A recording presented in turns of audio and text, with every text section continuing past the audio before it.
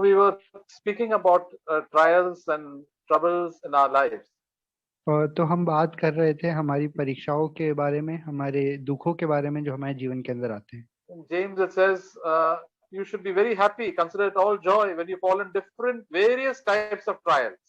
और जब हमने याकूब की पत्री में पढ़ा था तो उसमें वचन में लिखा था कि जब हम बहुत सारी परीक्षाओं में से होकर गुजरते हैं तो हमें उसे आनंद की बात समझना है। And the trials are different types. और वो जो परीक्षाएं हैं, जो दुख हैं, वो बहुत अलग अलग प्रकार से आ सकते हैं हमें। Just like we have so many subjects in school, like history, geography, maths, Marathi, Hindi, so many different types, so as to make us educated in all respects. और ये उसी प्रकार है, उदाहरण के तौर पर जैसे हमारी कक्षाओं में हमें बहुत सारे जो विषय रहते हैं, मैथ्स रहता है, ज्योग्राफी रहते हैं, साइंस रहते हैं, बहुत सारे विषय जो रहते हैं ताकि हम हर एक विषय में अच्छे से परिपूर्ण हो जाए, अच्छे से हर एक विषय को सीख सके। So that the student, when the school, the student should be have all-round knowledge in everything. That's why we have so many types of subjects. और एक स्कूल के अंदर बहुत सारे विषय रहते हैं ताकि जो विद्यार्थी है, जो छात्र है, वो हर एक विषय के अंदर एक समान परिपूर्ण हो और हर चीज को अच्छे से सीख सके। In the same way, the Heavenly Father also gives us different types of trials in different areas. और उसी प्रकार से जो हमारे स्वर्गीय पिता हैं, उन्होंने हमें अलग अलग परीक्षाएं दिए हैं, बहुत सारी परीक्षाएं दी हैं ताकि हम सारी परीक्षाओं में से होकर सभी चीजों को सीख सकें, That we become spiritually mature, ताकि हम आत्मिक तौर पर परिपक्व बन सकें and that we should not fall into sin. और हम पाप में ना गिरे, That we should be have peace at all times. और हमारे हृदय में हमेशा शांति हो। So we have different areas to test us in the way we talk. और बहुत सारी जगह हैं, हमारे क्षेत्र हैं हमारे जीवन के अंदर जहां हमें अपने आप को जांचना है। जैसे एक क्षेत्र है जैसे कि हम किस प्रकार से बात करते हैं, How we relate and how we respect people above us. और वो लोग जो हमसे ऊंचे पद पर हैं, जो हमसे बड़े हैं, हम उनसे किस प्रकार उनके प्रति हम कैसा आदर दिखाते हैं। How we treat servants and people who are younger to us. और जो हम लोगों से छोटे हैं, जो हमारे घर में काम करते हैं, जो नौकर हैं, उन लोगों से हमारा कैसा बर्ताव है। And how we deal with money. और हम कैसे अपने पैसों के साथ हमारा व्यवहार है। Are we dealing with just overspending the money, or are we very stingy and selfish? और क्या हम या तो बहुत ज्यादा अपने पैसों को फिजूल खर्च करते हैं या फिर हम बहुत ही कंजूस है अपने पैसों को खर्च करने में। And how about our eating and drinking habits? और क्या हमारे जो खाने पीने की आदतें हैं वो कैसी हैं हमारे जीवन के अंदर, And our sleeping habits? हमारे सोने की आदतें, And all whether we get proud when people praise us? और जब लोग हमारी तारीफ करते हैं तो क्या हम घमंडी हो जाते हैं, Or where we get depressed when somebody insults us? और क्या जब हमारी कोई निंदा करता है या हमें हमारे ऊपर क्रोधित होता है तो हम बहुत निराश हो जाते हैं, दुख में चले जाते हैं। So God, the Holy Spirit, is at work in us to finish up this good work so that we can become mature in Christ. और जो पवित्र आत्मा है वो हमारे जीवन के अंदर कार्य कर रहा है ताकि जो हमें हर प्रकार से अच्छे से परिपूर्ण कर सके, हमें सिद्ध कर सके। So the different types of trials we face through people, through sicknesses, through monetary problems.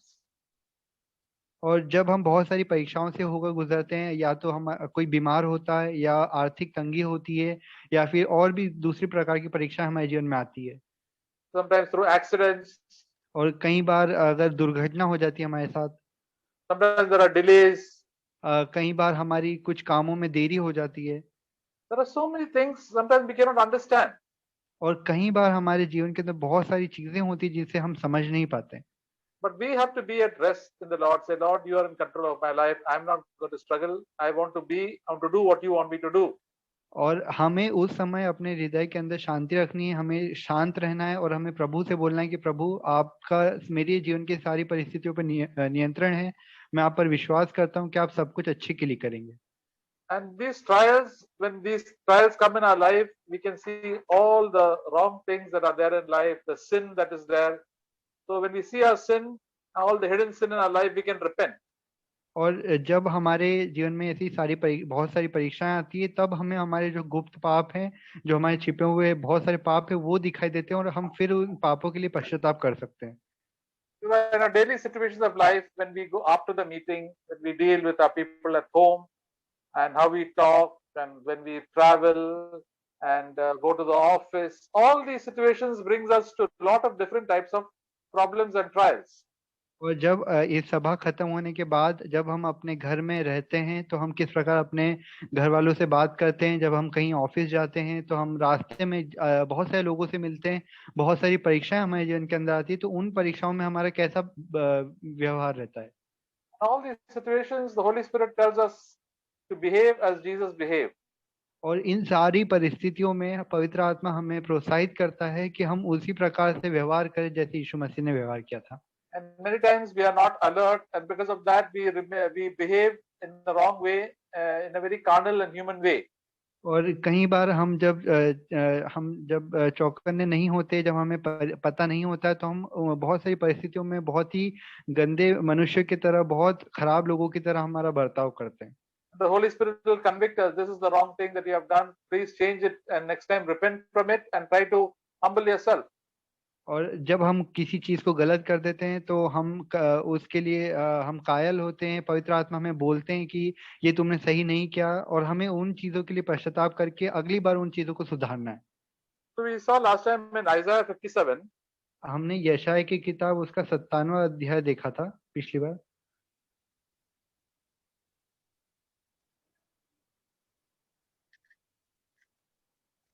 Verse 15 और 15वां वचन उसका निकालेंगे।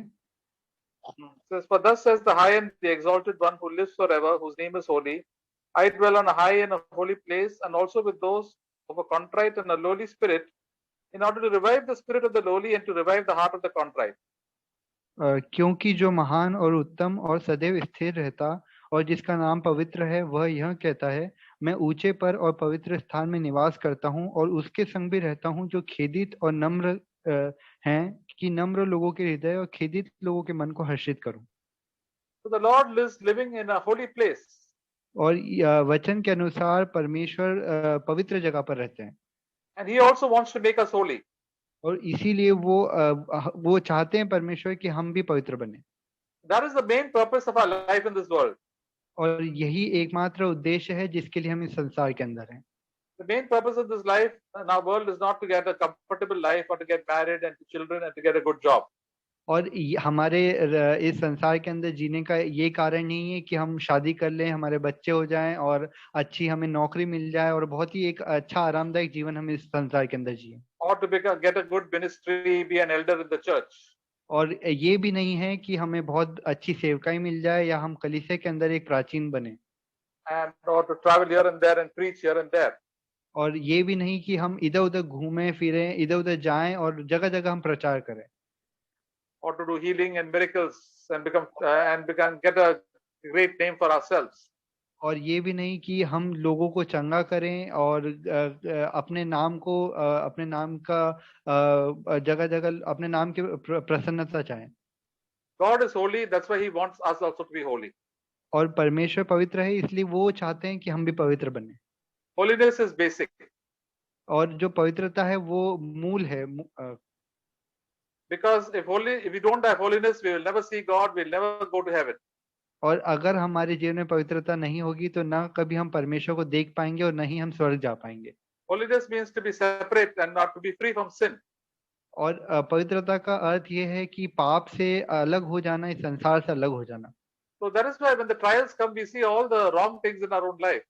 और इसीलिए जब परीक्षाएं हमारे जीवन के अंदर आती तो हमें अपने जीवन के अंदर के पाप दिखते हैं। And then we start repenting. और फिर हम पश्चाताप करना शुरू करते हैं। And when we start repenting, then God fills us with the Holy Spirit and we get revived. और जब हम पश्चाताप करते हैं तो परमेश्वर हमें पवित्र आत्मा से भरते हैं और हम फिर से एक नई आत्मा के साथ जीने लगते हैं। So we become spiritually strong.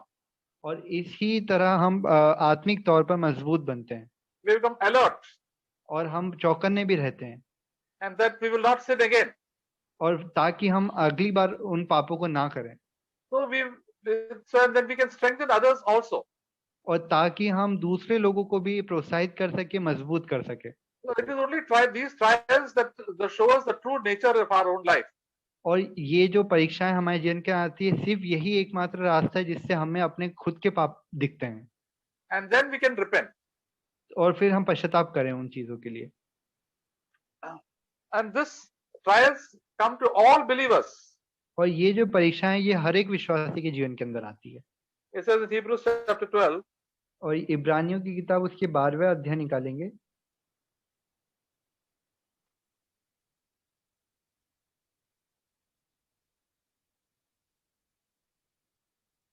verse 8. 8वां वचन। Verse 7 also we'll read. 7वां वचन भी पढ़ेंगे। It is for discipline that you endure. God deals with you as sons. For what son is whom the father does not discipline? But if you are without discipline, of which all have been partakers, then you are illegitimate children and not sons. इब्रानियों की किताब 12वां अध्याय उसके 7वीं और 8वीं आयत। तुम दुख को अनुशासन समझकर सह लो, परंतु तुम्हें पुत्र जानकर तुम्हारे साथ बर्ताव करता है। वह कौन सा पुत्र है जिसकी ताड़ना पिता नहीं करता? यदि वह ताड़ना जिसके भागी सब होते हैं तुम्हारी नहीं हुई, तो तुम पुत्र नहीं पर व्यभिचार की संतान ठहरे। So in all our trials, we have to learn discipline and we endure. We become very patient. और जब ये सारी परीक्षाएं होती हैं तो हम अनुशासन सीखते हैं, जिससे हम धीरज रहना सीखते हैं। We stop losing our temper and shouting and getting irritated and depressed. और फिर हम गुस्सा करना, क्रोध करना और बात बात पर हम चिंता करना, ये सब हम छोड़ देते हैं। Because God wants to train us in the school of holiness. और परमेश्वर चाहते हैं कि वो हमें पवित्र करना चाहते हैं, उस पवित्रता के विद्यालय में, पवित्रता के स्कूल में।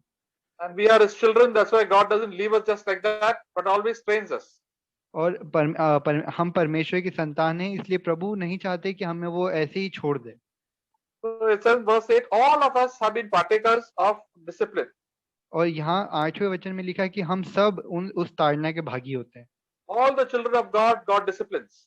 और जितने भी परमेश्वर की संतान हैं वो सब उनको अनुशासन में लाते हैं। If any believer is saying that I don't have any trials and troubles, that means he is not a child of God. और अगर कोई विश्वासी ये कहता है कि उसके जीवन में कोई भी परेशानी या परीक्षाएं नहीं आती हैं, तो वो परमेश्वर की संतान नहीं है।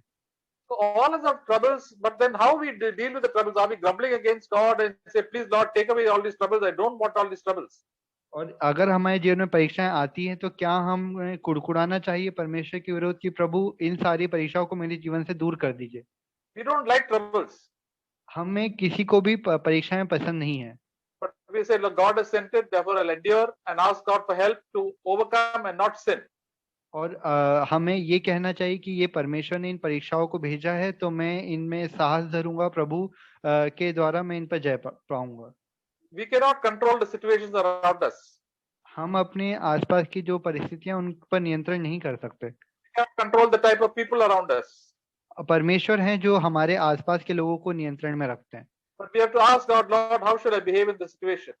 और हमें परमेश्वर से पूछना चाहिए कि प्रभु इन ऐसी परिस्थितियों में मैं कैसे बर्ताव करूं, मुझे मेरी मदद करिए। But if we say, I give up, I don't like my wife, I don't like my behavior of my wife, I don't like the behavior of my husband. अगर हम हार मान ले या छोड़ दे कि मुझे मेरी जो पत्नी है उसका व्यवहार बिल्कुल पसंद नहीं है, या मुझे मेरे पति का व्यवहार बिल्कुल पसंद नहीं है, I don't like my boss, I will resign from the job. और मुझे मेरे जो बॉस है उसका व्यवहार पसंद नहीं है, इसलिए मैं अपनी नौकरी छोड़ रहा हूँ। I got too much work, that's why I don't like this, and that's why I don't like this, I don't like that. Don't say that. I don't like. Say, Lord, what is your will for me? और जब बहुत सारा काम आपके ऊपर होता है तो ऐसा मत कहिए कि मुझे ये पसंद नहीं है, मैं ये काम छोड़ रहा हूँ, या मुझे वो पसंद नहीं है। बात बात पर मुझे ये पसंद नहीं, वो पसंद नहीं, ऐसा बोलने के बजाय परमेश्वर से पूछिए कि प्रभु आपकी क्या इच्छा है। Why is there delay in my job, delay in the promotion, delay in my marriage, delay in my children's education? So many delays God allows. और जब बहुत सारी देरी होती है कि प्रभु मुझे मेरी नौकरी क्यों नहीं मिल रही, या नौकरी में प्रमोशन क्यों नहीं मिल रहा, या फिर शादी में क्यों देरी हो गई, या फिर बच्चों की पढ़ाई में क्यों देरी हो रही है, तो ये सारे जो देर हो रही है ये सब परमेश्वर की ओर से है। So we see that there are very few believers who cooperate with God and who are humble. और देखिए कि आप बहुत ही कम विश्वासी हैं जो परमेश्वर के सामने साथ इस तरीके से चलते हैं और अपने आप को नम्र और दीन करके प्रभु से बात Most करते हैं। believers think that all these troubles and trials and financial problems are from the devil. और बहुत सारे अधिकतर विश्वासी ये सोचते हैं कि जो भी आर्थिक तंगी और जितनी भी परेशानियां उनके जीवन के अंदर आ रही है वो सब शैतान की ओर से है। Because they keep on grumbling and murmuring and blaming this one and blaming that one. और इसीलिए वो हमेशा कुड़कुड़ाते रहते हैं कि किसी न किसी को उन परेशानियों के लिए दोष देते रहते हैं। So the Lord wants us to endure. और परमेश्वर चाहते हैं कि हम उन परेशानियों के अंदर धीरज धरें। So that we may, it says in verse 10, they disciplined us for a short time as seems best for them, but he disciplines us for our good that we may share his holiness. Hebrews 12:10. और उसी chapter के 10वें अध्याय में लिखा है, वे तो अपनी अपनी समझ के अनुसार थोड़े दिनों के लिए ताड़ना करते थे, पर यह तो हमारे लाभ के लिए करता है कि हम भी उसकी पवित्रता के भागी हो जाएं। Verse 11 says, all discipline for the moment seems not to be joyful but sorrowful, yet those who have been trained by it afterwards it yield the peaceable fruit of righteousness. और 11वें वचन में लिखा है, और वर्तमान में हर प्रकार की ताड़ना आनंद की नहीं पर शोक ही की बात दिखाई पड़ती है, तो भी जो उसको सहते सहते पक्के हो गए हैं, पीछे उन्हें चैन के साथ धार्मिकता का प्रतिफल मिलता है। So the Lord gives all these trials for us to be trained. और परमेश्वर हमें इन सारी परेशानियां देते हैं ताकि हम मजबूत बने। So all the people around us and all the situations and sicknesses and whatever comes across the way is a training for us. और जितनी भी हमारे आसपास की परिस्थितियां हैं, हमारे आसपास के लोग, हमारे जीवन के अंदर अगर कोई बीमारियां हैं, अगर कोई भी परेशानी है, तो वो सारी परमेश्वर की ओर से हमारे लिए शिक्षा है। And these things, as I said, they are not joyful. और इस वचन के अनुसार लिखा है कि वो जो परीक्षाएं वो बिल्कुल भी आनंद की नहीं है। But then James chapter 1 verse 2 says, you must consider it joyful. पर जो याकूब की पत्री है उसके पहले अध्याय की दूसरी वचन में लिखा है कि उन सारी परिस्थितियों को हमें आनंद की बात समझना है। Yeah, I may not feel like being joyful in this situation, but I will praise God in the situation because God is doing some work in definite work in my life. और हमें पता है कि वो जो परेशानियां हैं उसमें हमें खुश होने जैसा कुछ भी अच्छा नहीं लगेगा, पर हमें फिर भी परमेश्वर का धन्यवाद करना है, प्रभु की स्तुति करना है। We may not like the trials. We say, I like this type of trials and that type, but I don't like this type of trials. This person I don't like. और हमें ऐसा लगता है कि मुझे ये परेशानी नहीं पसंद है या वो परेशानी पसंद नहीं, मुझे ऐसे लोग पसंद है मेरे आसपास। But God doesn't tell us what He is going to give us. He gives us surprise tests. He says, well, the trials will come every day. You'll be alert and you give thankful to God. और हमें परमेश्वर पहले से नहीं बताते हैं कि कैसी परेशानी हमारे जीवन के अंदर आएगी, एकदम से हमारी परीक्षा होती है और प्रभु की ओर से होता है, और हमें उसमें धीरज धरकर प्रभु को धन्यवाद देना है। See the example of the Apostle Paul. और पौलुस प्रेरित का हमें उदाहरण देखना है। When he was in Asia, he suddenly saw a vision that somebody calling him from Macedonia. He saw a dream and he said, now God is calling me there to preach the gospel. He was very happy to go. और जब पौलुस Asia के अंदर था तो उसे एक सपना आता है जिसमें परमेश्वर उसे मकिदुनिया की उधर वहां पर प्रचार करने के लिए बुलाते, तो बहुत खुश हो जाता है और बोलता है और प्रभु का धन्यवाद करने लगता है और वहां जाने के लिए तैयार रहता है। So when he went to Macedonia and Philippi, he and Silas were so happy. They met some few ladies who were prayerful, God-fearing ladies, and they were started meeting with them. और जब वो मकिदुनिया में जाता है तो Silas और जो दूसरे उसके जो साथी रहते हैं काम, जो उसके अंदर उसके साथ सेवकाई करते हैं, बहुत खुश हो जाते हैं। बहुत परमेश्वर का भय मानने वाली स्त्रियां भी रहती हैं जो उसके साथ प्रार्थना करती हैं, वो तुरंत वहां पर प्रचार करना शुरू करते हैं। Suddenly, what happened? Some people began to complain against him, and they took him and started beating them so much and put them in the prison. और एकदम से क्या होता है कि बहुत सारे जो लोग हैं वो उसके विरोध में खड़े हो जाते हैं और पौलुस को बहुत मारते हैं और उसके बाद उसको ले जाकर जेल में बंद कर देते हैं। And they put them, they were full of, the bodies were very full of blood and they were so tired and so weak. And they must have wondered, Lord, what is happening? You called us over here, here we are landed up in jail. और जब वो बहुत ही खून में लथपथ रहता है और बहुत थका हुआ रहता है, बहुत कमजोर रहता है, फिर भी उसे जेल में रख देते हैं। और पौलुस फिर आश्चर्य करता है कि परमेश्वर ने उसे क्यों बुलाया अगर उसे जेल में ही जाना था तो। And those jails were horrible jails there. और उस समय की जो जेल खाने रहते थे वो बहुत ही खतरनाक होते थे, बहुत भयानक होते थे। Both their legs were tied up and both their hands also were put in chains. और जो उन कैदी रहते थे उनके दोनों पैर बांध दिए जाते थे, उनके हाथ भी बांध दिए जाते थे। And they had so many beatings and blood was flowing on their body. और जो उन्हें बहुत मारा जाता था और खून उनके मतलब बहता था उनके शरीरों से। And they had no sleep and body ache and pain, headache. और उन्हें बिल्कुल भी नींद नहीं आती थी। पूरे जो शरीर रहता था वो दर्द करता था, बहुत उन्हें तकलीफ होती थी। No food, no water. कुछ भी खाना नहीं दिया जाता था, बिल्कुल भी पानी भी नहीं दिया जाता था। So initially they might be wondering, what, Lord, how has this situation happened? We cannot understand. What did we do? We didn't do any wrong at all. और शुरुआत में उन्हें वो परिस्थिति समझ में नहीं आती है, और वो बोलते हैं कि प्रभु मैं इस जेल के अंदर क्यों हूँ, मैंने ऐसा कुछ भी गलत नहीं किया है। But this says they waited, and suddenly at 12 o'clock in the night, God showed them that He is in control.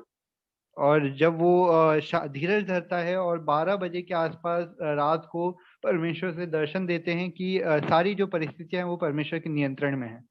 They were waiting on the Lord. Lord, what is the meaning of all this? और वो परमेश्वर के ऊपर धीरज धरते हैं और प्रभु से पूछते हैं कि प्रभु इन सारी परिस्थितियों का क्या अर्थ है। And God told them, gave them the revelation, and because of that, they started singing the praises of God at 12 o'clock in the night.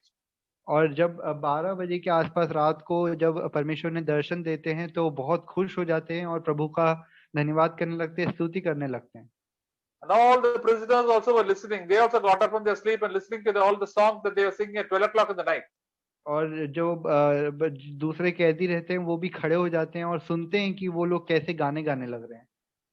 And somebody said they were making music with the chains around them. They were trying to bang the chain, clap with the chains around them, the metal chains, and making some noise to praise the Lord. और कुछ लोग ऐसा बोलते हैं कि जो पौलुस और वो जो कैदी थे वो अपनी जो चेन है उससे आवाज निकालते हैं ताकि परमेश्वर के लिए स्तुति और धन्यवाद कर सकें। And all this with all the body ache and the blood and the beatings, they were worshipping and praising the Lord at 12 o'clock in the night. और 12 बजे रात को उनका पूरा शरीर दर्द कर रहा है, पूरा खून बह रहा है पूरे शरीर से और बहुत तकलीफ में है, फिर भी वो प्रभु का धन्यवाद कर रहे हैं। That is the victory when we are patient. We start praising God. और यही जब हम धीरज धरते हैं तो इसे यही विजय होती है जो हम परमेश्वर के अंदर पाते हैं। And because of that, God did a fantastic miracle. और इसी के कारण परमेश्वर एक अद्भुत चमत्कार वहां करते हैं। They did not grumble and they were not saying, "Oh, what happened to us? We have taken all this trouble to come here, and now we are put into prison."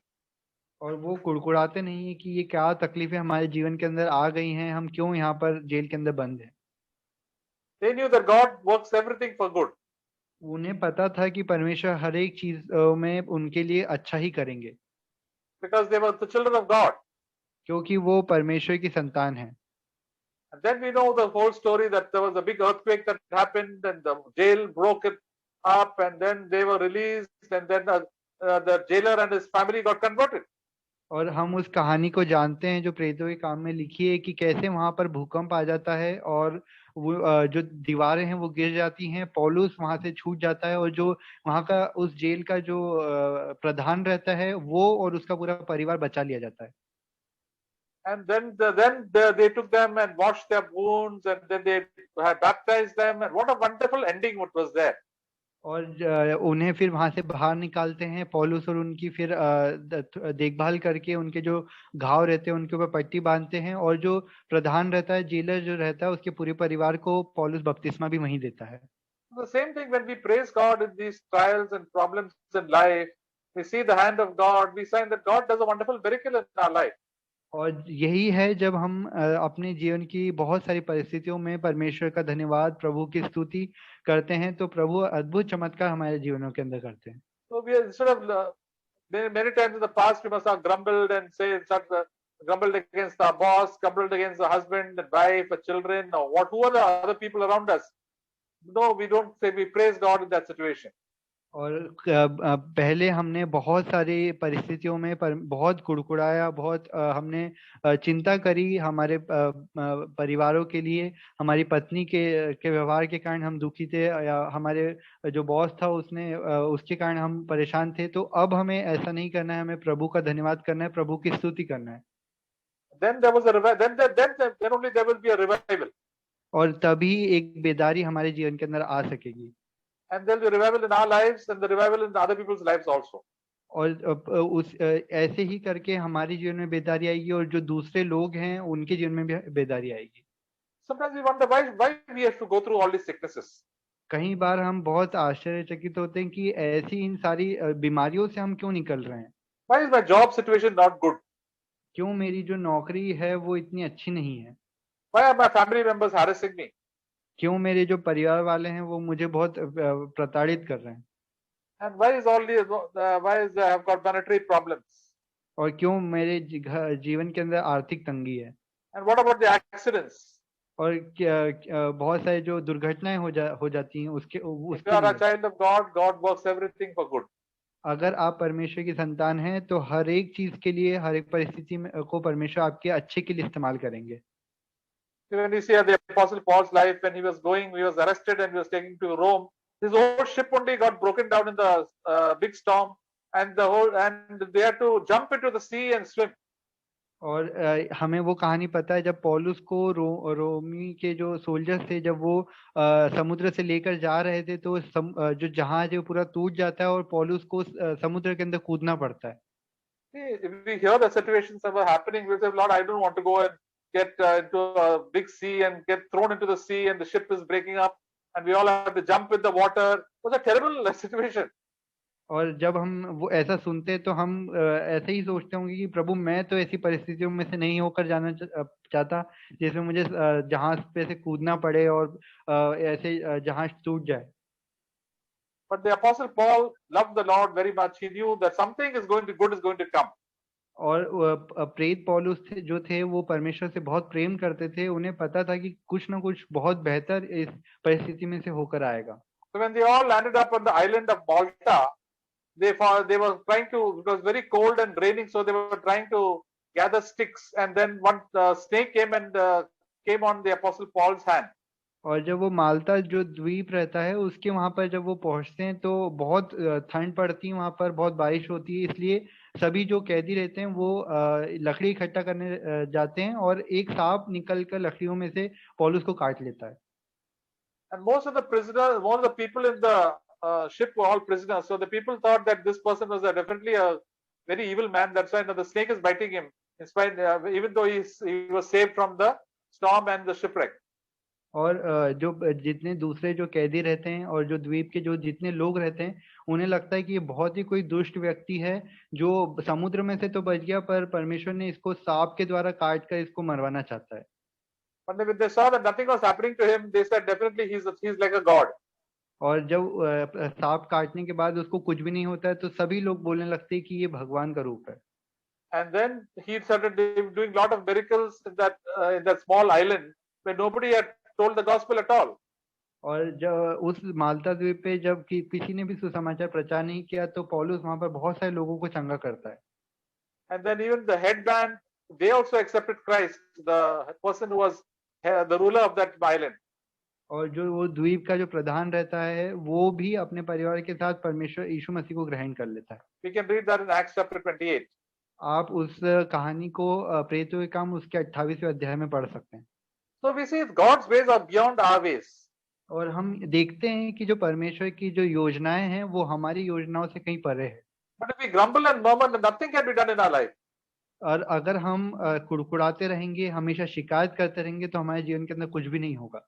If we grumble and murmur, we must immediately repent from that. और अगर हम कुड़कुड़ाते हैं या फिर शिकायत करते हैं तो हमें तुरंत उन चीजों के लिए पश्चाताप करना चाहिए। Because we have got a habit of grumbling and complaining. क्योंकि हमें एक आदत है शिकायत करने की, कुड़कुड़ाने की। So God wants to take away that bad habit from our life. और परमेश्वर चाहते हैं कि वो इस बुरी आदत को हमारे जीवन के अंदर से निकाल लें। And only very few people will cooperate with God in this matter. और बहुत कम लोग हैं जो परमेश्वर के साथ में इन बातों को लेकर उन प्रभु के साथ में काम करते हैं। Isaiah chapter 15, यशायाह की किताब उसका 15वां अध्याय निकालेंगे। no, Isaiah chapter 30, 30, 30. यशायाह 30वां अध्याय निकालेंगे।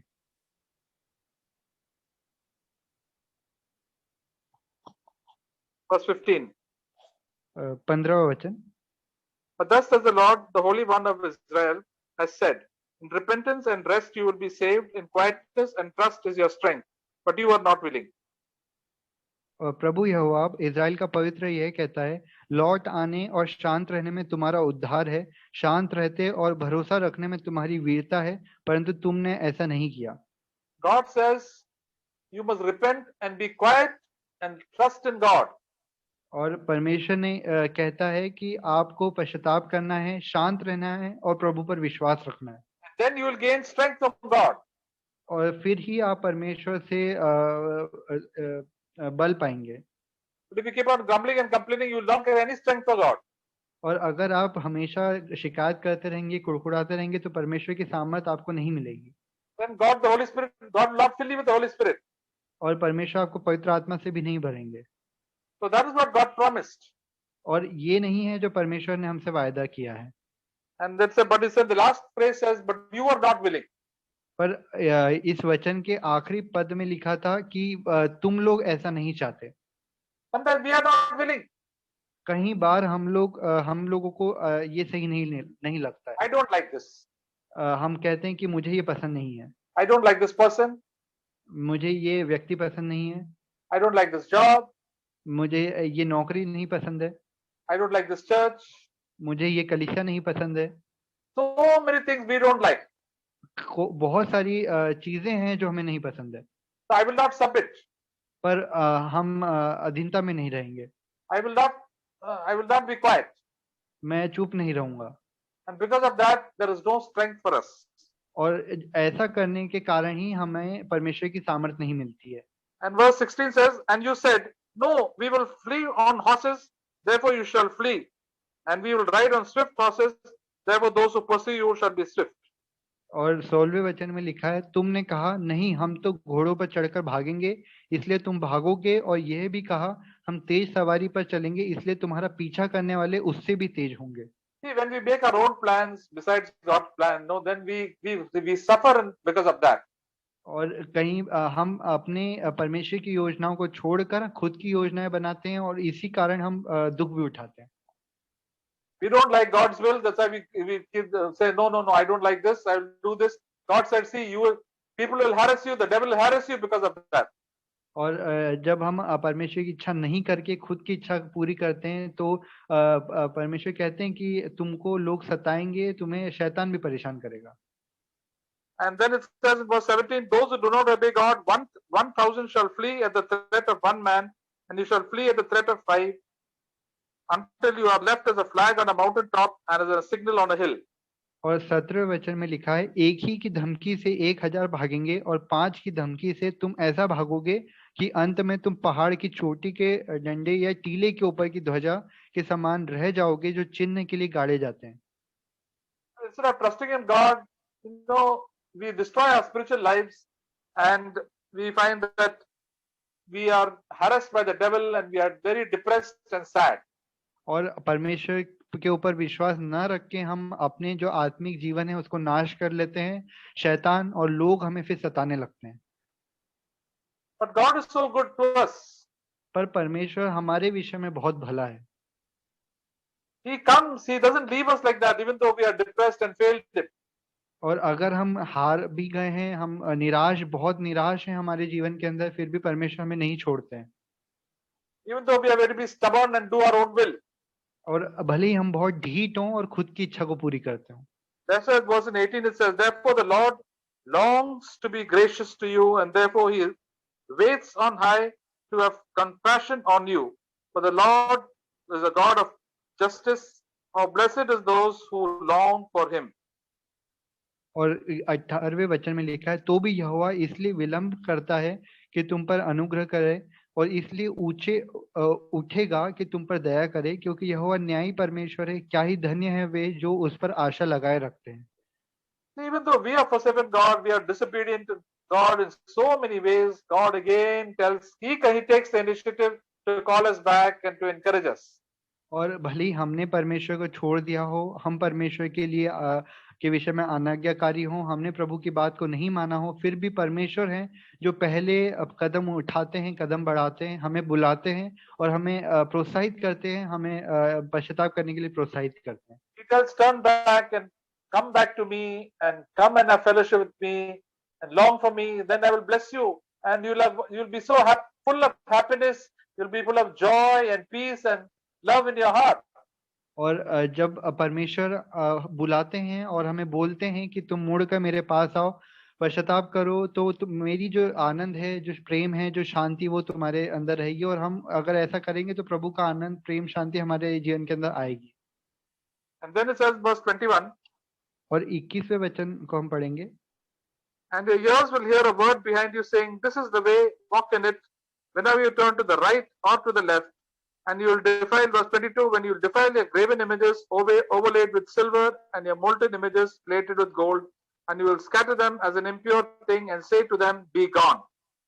और 21वें वचन में लिखा है, और जब कभी तुम दाहिनी या बाई और मुड़ने लगो, तब तुम्हारे पीछे से यह वचन तुम्हारे कानों में पड़ेगा, मार्ग यही है, इसी पर चलो। And then it says 22 also read. और 32वें वचन को भी हम पढ़ेंगे। 22. सॉरी, 22वें वचन को, तब तुम वह चांदी जिससे तुम्हारी खुदी हुई मूर्तियां मणि हैं, और वह सोना जिससे तुम्हारी ढली हुई मूर्तियां आभूषित है, अशुद्ध करोगे। तुम उनको मैले कुचले वस्त्र के समान फेंक दोगे और कहोगे, दूर हो। So the Holy Spirit is always speaking to us, say, don't, this is the right way, don't turn this side, do this. Holy Spirit will always speak to us when we turn to God. और अगर हम परमेश्वर की ओर मुड़ेंगे तो हमेशा पवित्र आत्मा है जो हमसे बात करेंगे। अगर हम दाईं या बाईं ओर मुड़ने लगेंगे तो पवित्र आत्मा हमसे कहेंगे कि सीधे चलो, ये सीधे मार्ग पर चलो। Even we have made a mistake, the Lord will guide us to the right way. और अगर हम गलती करते भी हैं तो परमेश्वर हमारी मदद करेंगे और हमें सही रास्ते पर चलाएंगे। So that's why we have to learn to be quiet in all the troubles, in our troubles and problems, to hear the voice of God. और इसलिए हमारी जितनी भी परेशानियां रहती हैं उसमें हमें चुप रहना सीखना है, शांत रहना सीखना है और परमेश्वर की इच्छा को वहां पर देखना है। And then we will turn to all our idols of gold and silver and say, I don't want these things. So we will throw it away. और फिर हम जो हमारी जो मूर्तियां हैं जो सोने चांदी की, उनसे मुड़ जाएंगे और हम उनसे कह देंगे कि दूर हो जाओ। What are these idols of gold and silver? और ये इस वचन के अनुसार क्या है ये सोने और चांदी की मूर्तियां? All our ambitions that they have in our own life, about the future, about our house, about all the earthly things. Say, Lord, I want you first in my life. I don't want anything else. Lord, I want you, your presence and your guidance. और ये जो मूर्तियां हैं ये वो सब हैं जो हमारे जीवन के अंदर हमारी इच्छाएं हैं, हमारी खुद की स्वार्थी इच्छाएं, हमारे फ्यूचर भविष्य को लेकर, हमारे घर को लेकर, हमने जो बड़ी बड़ी सपने जो हमने देखे हैं, वो सब कुछ हमें इन सबको छोड़कर बोलना चाहिए कि प्रभु मैं आपको अपने जीवन में सबसे प्रथम स्थान देना चाहता हूँ। So these are all the idols that are there in our life that distract us from God. और यही सारी जो हैं सारी मूर्तियां हैं जो हमें परमेश्वर से दूर रखती हैं। And then we will say, I repent from this and I will turn to God. I want God's will only in my life. और हमें इन सब से मुड़कर हमें ये बोलना है कि मैं परमेश्वर की ओर मुड़ूंगा और प्रभु की इच्छा को पूरी करूंगा। So this is a wonderful transformation that God takes place in our life, and this is the revival that takes place in our life. और ये अद्भुत बेदारी है, ये अद्भुत चमत्कार है जो प्रभु हमारे जीवन के अंदर करना चाहते हैं। हमें वो बदलना चाहते हैं, हमें पवित्र बनाना चाहते हैं। Whoever we are, young, old, rich, poor, brother, sister, we can walk with God. और हम कोई भी हों, हम जवान हों, बूढ़े हों या स्त्री हों, पुरुष हों, शादीशुदा हों या अविवाहित हों, हम कोई भी हों, हम अगर बच्चे भी हैं छोटे, तो हम सभी प्रभु के साथ चल सकते हैं। All those who willing to listen to the voice of the Lord can dwell in the presence of the Lord.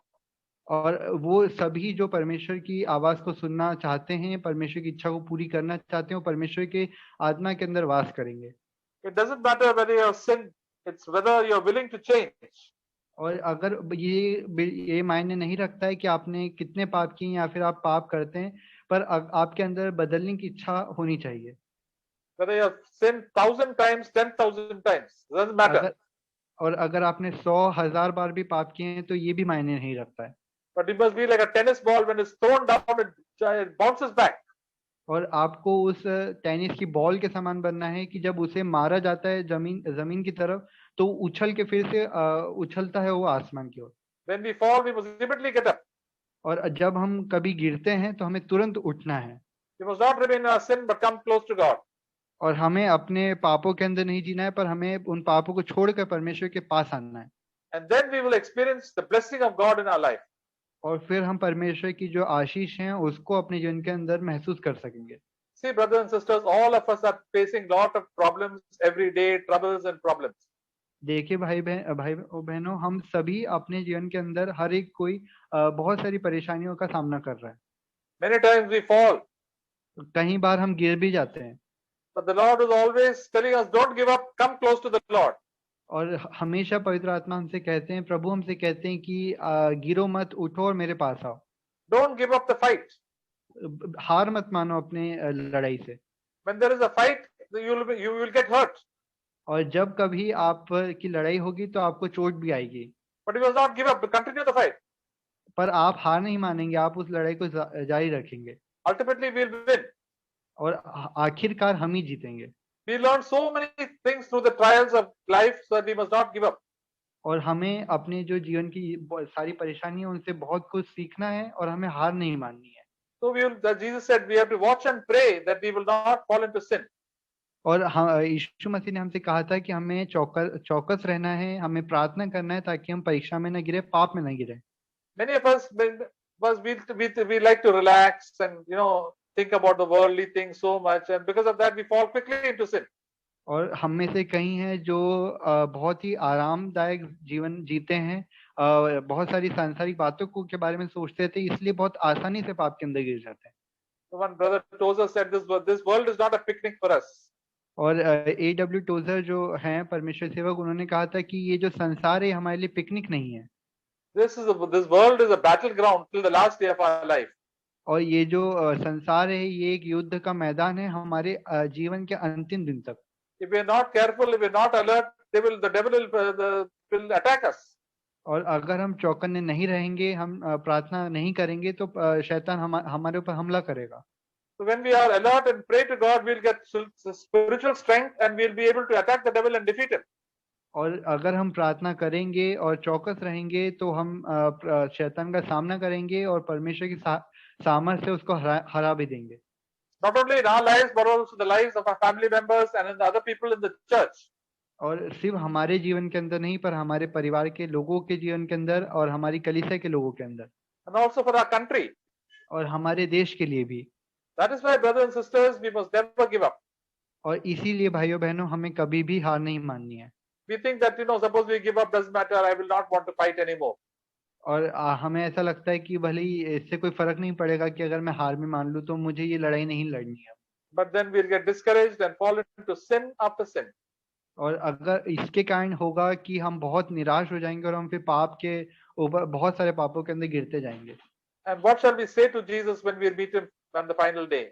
और फिर हम जब यीशु मसीह से उस अंतिम दिन पर मिलेंगे तो हम प्रभु से क्या कहेंगे? We'll be so ashamed of our life that the Lord Jesus gave his life for us and he came and endured so much sin for us and we are giving up. और हमें बहुत शर्मिंदगी महसूस होगी जब हम प्रभु से उस अंतिम दिन में मिलेंगे, क्योंकि प्रभु ने अपने जीवन को दिया हमारे उद्धार के लिए और हमने हार मान ली। So let us listen to the voice of the Holy Spirit as he speaks to us. और इसलिए पवित्र आत्मा की बात सुनिए जो वो आपसे कहते हैं। And then the Lord will lead us and encourage us. और तभी प्रभु हमें प्रोत्साहित करेंगे और हमें आगे चलाएंगे। So if anybody else wants to share anything, please can be quick and share something. अगर कोई कुछ भी शेयर करना चाहता है, बांटना चाहता है तो वो कर सकता है। Hello, praise lord. Praise the Lord. Praise lord. प्रभूला स्तुती असो. आजच्या वचनाबद्दल मी प्रभूचे आभार मानतो. कारण आपल्या जीवनामध्ये परीक्षा आहे तर आनंद आहे, परीक्षा नाही तर आनंद नाही. आम्ही विश्वासणारे आहे, पण आपल्या जीवनात परीक्षा असायलाच पाहिजे. यशाया 57:15 मध्ये सांगितल्याप्रमाणे जो उच्च स्थितीमध्ये राहतो, ज्याचे नाव पवित्र प्रभू आहे, तो असे म्हणतो ज्याचे चित्त अनुतापयुक्त नम्र आहे, त्याच्या ठिकाणी मी बसतो. देवाचं ठिकाण कुठं आहे बसायचं? आम्ही म्हणणार आम्हाला परीक्षा नको, आम्हाला अगदी आनंदित पाहिजे. त्याशिवाय तुम्हाला परीक्षा नाही तर आनंद मिळणार नाही. परीक्षा आहे तर आनंद आहे. खरं सत्य आहे. या वचनामध्ये खरोखर सत्य आहे. कारण आम्ही विश्वासणार आहे, प्रभूला माहित आहे आम्ही कुठल्या विषयामध्ये नापास होणार, कुठल्या विषयामध्ये आम्ही कच्चे, प्रभूला माहित आहे. तो विषय आमच्याकडे प्रभू देणार आणि त्यामध्ये आम्हाला अधिक बळकट करणार. कारण प्रभू येशू आपल्या शिष्याबरोबर असताना मार्क शुभवर्तमानाचा 6वा अध्याय आपण काढूया. 6वा अध्याय मार्क शुभवर्तमान, मार्क शुभवर्तमान 6वा अध्याय, Mark 6. मार्क शुभवर्तमान 6वा अध्याय आणि 46 वचनापासून आपण बघूया. 46 onwards. मग त्याचा निरोप घेऊन ते प्रार्थना करायला डोंगरावर गेले आणि रात्र होऊ लागली. तेव्हा तो मचवा समुद्रामध्ये होता व जमिनीवर तो एकटाच होता.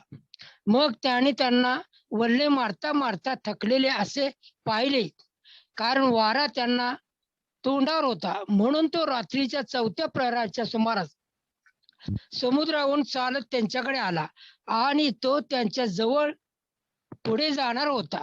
मग ते त्याला समुद्रावर चालताना पाहून भूत आहे असे त्यांना वाटून ते ओरडू लागले, कारण त्या सर्वांनी त्याला पाहिले आणि ते घाबरले. पण लागलेच तो त्यांच्याशी बोलला व त्यांना म्हणाला, धीर धरा, मी आहे, भिवू नका. मग तो त्याच्याकडे तारवा चढून गेला आणि वारा पडला आणि ते आपल्या मनात फार आश्चर्य पावले, कारण भाकरीची गोष्ट त्यांना समजली नाही व त्याचे अंतःकरण कठीण झाले होते.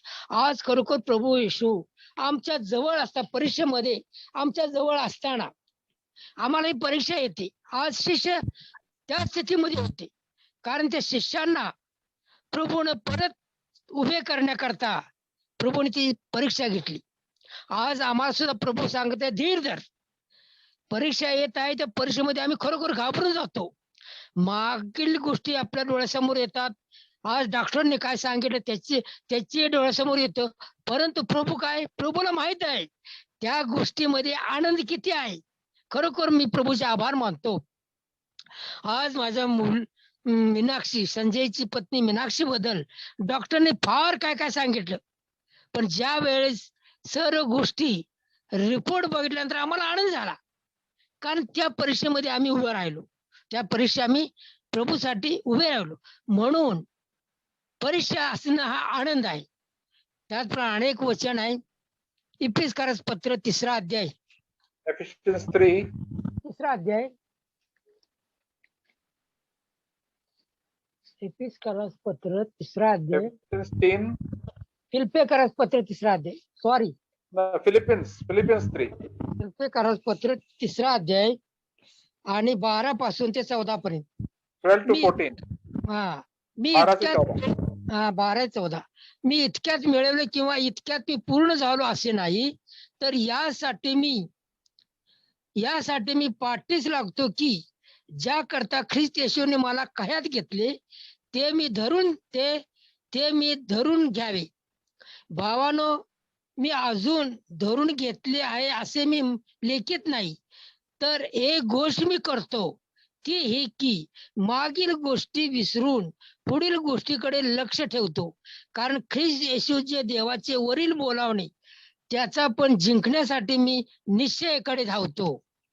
आज आम्हाला प्रत्येक प्रसंग येत असताना आम्हाला माघार जाण्याकरता नाही, प्रभूने माघार जाण्याकरता आम्हाला ती गोष्ट दिली नाही, परीक्षा दिली नाही, तर पुढील गोष्टी आम्हाला बघायला पाहिजे. मागील गोष्टी विसरून पुढील गोष्टीकडे आम्ही धाव घ्यायला पाहिजे. हेच प्रभूने मला आज दिलेल्या प्रोत्साहित वचनाबद्दल मी प्रभूचे आभार मानतो. प्रभूला धन्यवाद देतो. आमेन. Amen. प्रभु की स्तुति हो। इस बार में बस मुझे इतना ही कहना है कि हमें अंत तक डटे रहना है, हमें बिल्कुल हार नहीं माननी है। जैसे कि कोई बॉक्सर रहता है, उसके सामने बड़ा बॉक्सर रहता है डेविल की तरह, वो उसको कितने बार भी मारेगा, वो गिरेगा जमीन पर उसे उठना है, उसे हार नहीं माननी है। क्योंकि अगर वो हारा, फिर वो चला गया, फिर वो मैच हार गया, उसको जितने बार भी उठेगा उतने बार डेविल को वीकेंड करेगा। और हमें डेविल को आउटविट नहीं करना, आउट लास्ट करना है। डेविल एक टाइम पे मर जाएगा हेल में, लेकिन तब तक हमें endure and love till the end करना है। और ये जो सब डिफरेंट ट्रायल्स है, इसका एक ही वचन है, revelation 22:12, Behold, I am coming soon. My reward is with me, and I will give to everyone according to what he has done. I am the Alpha and the Omega, the first and the last, the beginning and the end. तो भाई और बहनों, हमें बिल्कुल हार नहीं माननी है हमारे जीवन में। पहले हमें कितने भी पाप हो, हमें कितने भी सुधारने की जरूरत हो, लेकिन हमें प्रभु को बोलना है, प्रभु मैं नहीं गिव अप करूंगा जब तक आप मुझे प्रभु यीशु की तरह बनाओ। जैसे जेकब ने बोला था वो एंजल से, जब तक आप मुझे ब्लेस नहीं करते तब तक मैं आपका पाँव में नहीं छोड़ूंगा। वो डटे रहे कि अगर हम लोग रहे, और हम रहेंगे, हम प्रभु से पूछेंगे, तो हम जीत जाएंगे। प्रभु की स्तुति हो। आमीन।